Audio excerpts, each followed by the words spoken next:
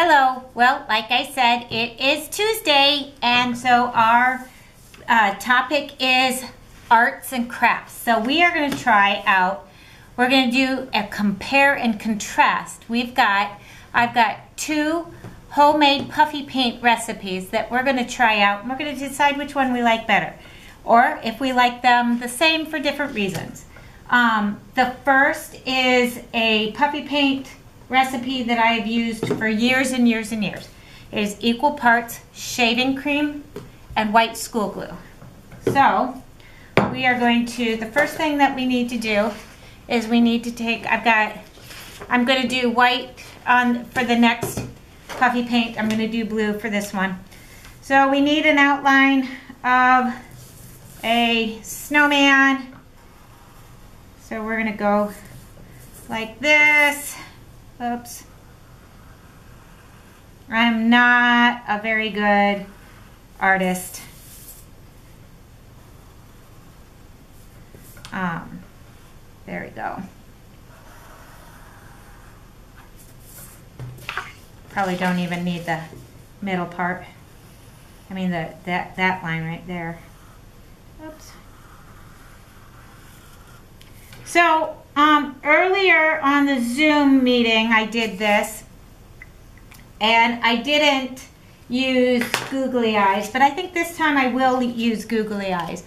I will, as a matter of fact, I'll show you what the one that we made for the Zoom meeting looks like.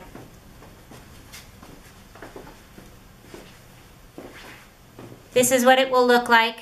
When it's completely dry, I will use a marker and I will draw on the eyes and the nose and the mouth. This one I think we'll just go ahead and we'll put the little googly eyes. I have a couple of little brown arms that I've already cut out. You don't have to do that if you don't want to. I just kind of like to. So we're going to make our puffy paint now. Put a little bit of shaving cream in our container. Does not need to be a lot. Actually, I'm going to turn this upside down and let it sit for a minute. And we'll just use this one, which has a little more in it. And then you just pour, and like I said, it's equal parts, but for them, I couldn't tell you if this is equal glue and shaving cream because I don't measure it. I just kind of eyeball it.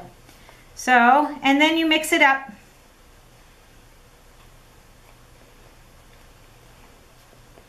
I love the quality that this creates when it dries. It makes such a really cool sensory thing. I think actually there's more glue in there than there is shaving cream, so we may put a little more shaving cream.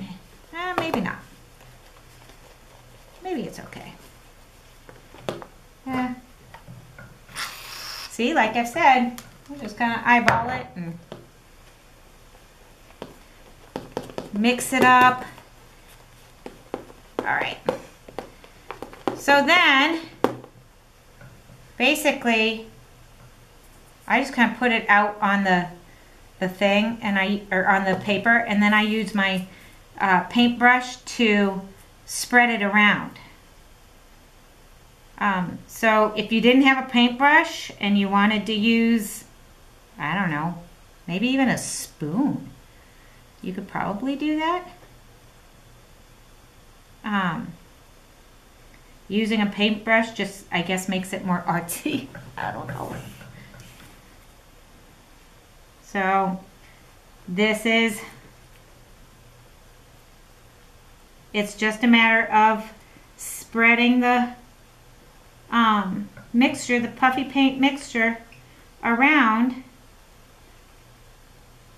You can see that it kind of will separate. See, like it does this, and you want to try to cover up those little spots.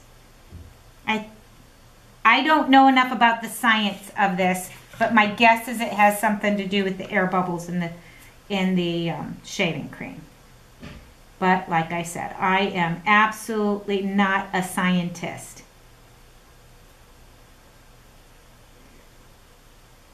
The science that I know, I've done research on. I guess that's kind of the situation with most scientists, though.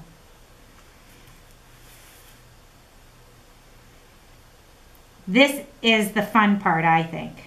Playing around with it, moving it around.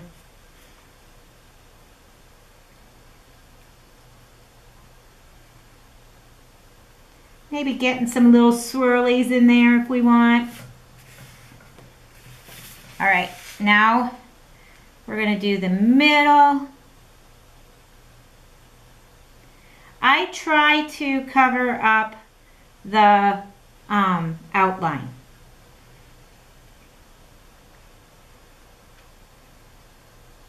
You don't have to.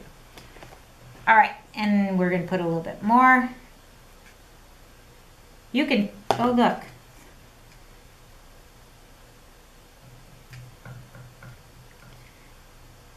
I've spilled it everywhere. All right, so almost got the head done.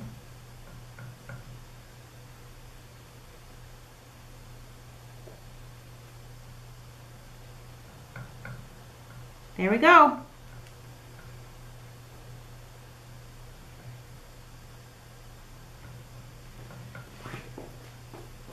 I think we're done with covering that up. So that's what it will look like. And then you can put your arms in there. I kind of stuff them in the foam and put our little googly eyes on there. And then we have to wait till tomorrow for this to dry. So we're gonna put this off to the side here. And I'm gonna grab a paper towel, wipe my hands off, because the next recipe that we have is a different recipe. This is one that I've never used before, but I think it's pretty cool. It is self-rising flour. I've also misplaced my, oh, I forgot my measuring cup. I'm sorry. All right, I've got a 1/3 cup measuring cup. It basically is equal parts salt, just table salt, and self-rising flour. So it doesn't, I mean, like I said, equal parts. We're just gonna do, I've got a 1/3 cup. I'm not even gonna fill it all the way.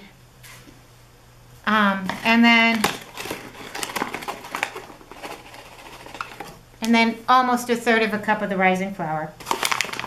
Or self-rising flour, sorry. I'm gonna grab a spoon. I was not prepared for this, I guess. So then you take your equal parts self-rising flour and salt, and you mix them together in a bowl. I don't know, I kind of think that the mixing it is part of the fun. And then you put enough water, and it room temperature water is fine. It doesn't really say what kind of temperature it needs to be. It does say that you need to put enough in that I might have put too much in. It should be the consistency of pancake batter. And I think I've got it a little thin.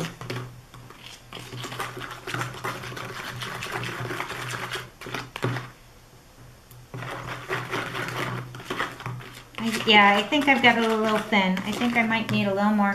We'll put a little bit more salt and try to make sure that it is just kind of covering the bottom of the measuring cup. And I'm going to do the same with the self-rising flour. This is kind of eyeballing it and guessing. But we need it to be about the consistency of pancake batter is what it says, what the directions say. When I post this to Google Classroom, I will also post the link where I found these two, actually where I found this recipe here. This is much better. This is more like pancake batter. And that is fun.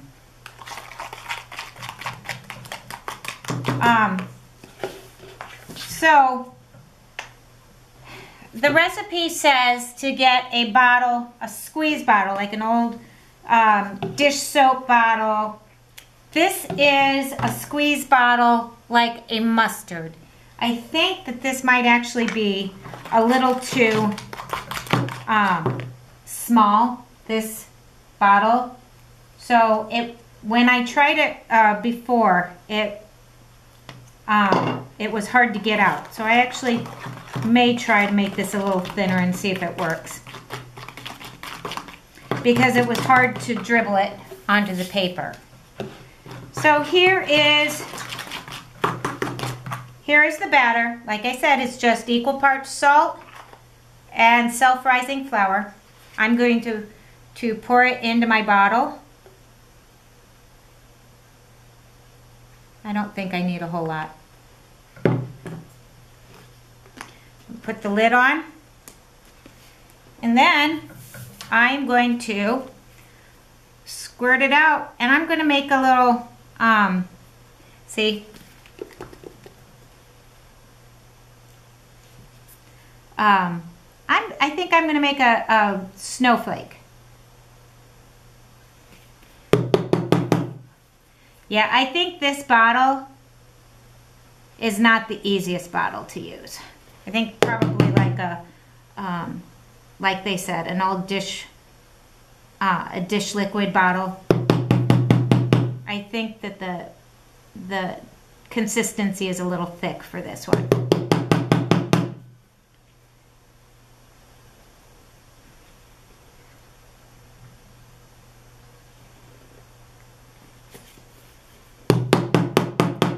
Oh, I'm making a mess.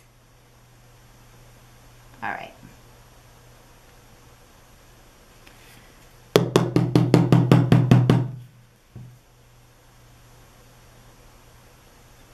See, it does not want to come out.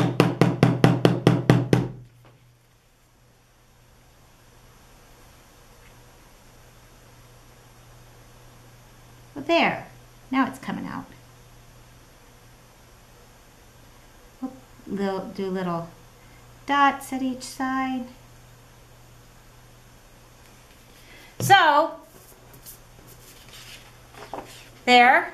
Now what we're going to do, and I'm going to turn the camera, now we put this in the microwave for 30 seconds and see what happens, all right? I'm going to turn the camera, and we're going to put this in the microwave for 30 seconds.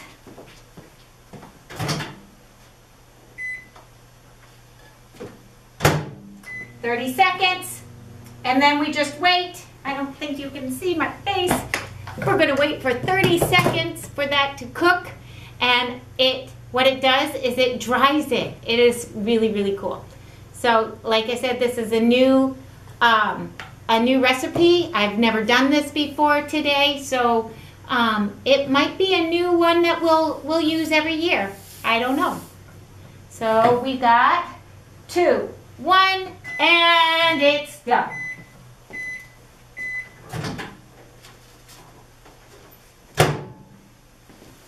And this is our completed snowflake. And it's hard. It's really pretty cool. It's all dry, and it is a really cool sensory activity to use. Oh, I'm sorry. So that is our, I don't know. I guess I kind of think they both have their place. I like both of them. This one, when it dries, it's a very nice silky feel, and this is a really interesting consistency.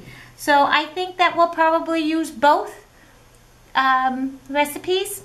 It's up to you. in my classroom, I think I will definitely use both recipes.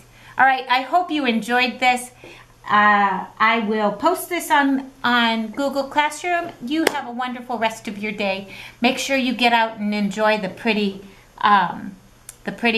scenery outdoors. Bye, guys.